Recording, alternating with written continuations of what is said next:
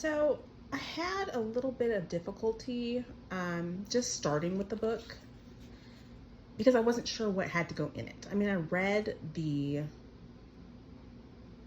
rubric or what needed to happen, but I still was kind of like, it has to be useful to me. That's what I felt. So I kind of, I have written, some takeaways from articles and videos that we watched. You can see here that I started writing and then didn't complete it. This is that kind of about me thing for the digital autoethnography. And I had planned to do that, and I kind of talked about my own life, kind of the ups and downs of my life, and that was interesting to do. I learned a little bit more about myself doing that. Here I have more, of course you see, really I have some questions here, and like, I'm not a good note taker. I don't feel like I'm a good note taker. I feel like I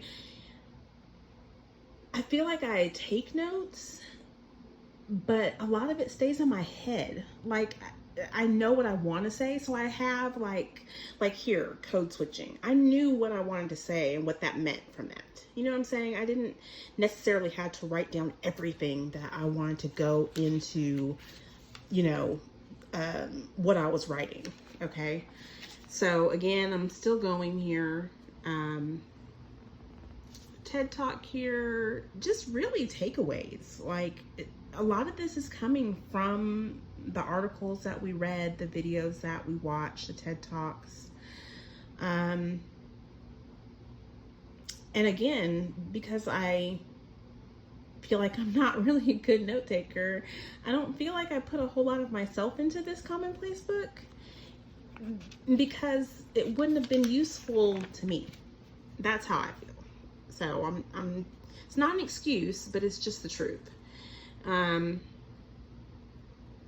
Here's where I think I wrote some more about, what I wanted to include in my writing or in my videos. And I did mostly videos. I don't think I did any writing in this class really, except for what's in the Commonplace book. I had such a good time. And just doing those flip posts, and here I have my own ideas here. I really got into it when we started talking about social media and some points I wanted to make about how, my students are using it. And excuse my writing because I'm sloppy and I can read it sometimes.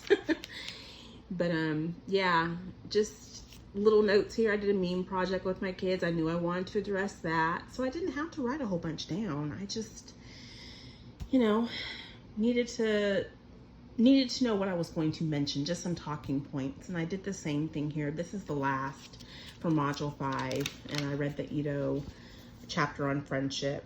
And again, that's something that I really related to myself, but also seeing it in my students.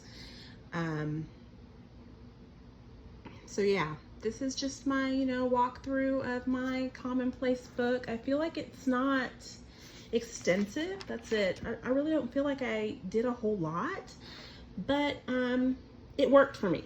So I think at the end of the day, that's what matters, hopefully.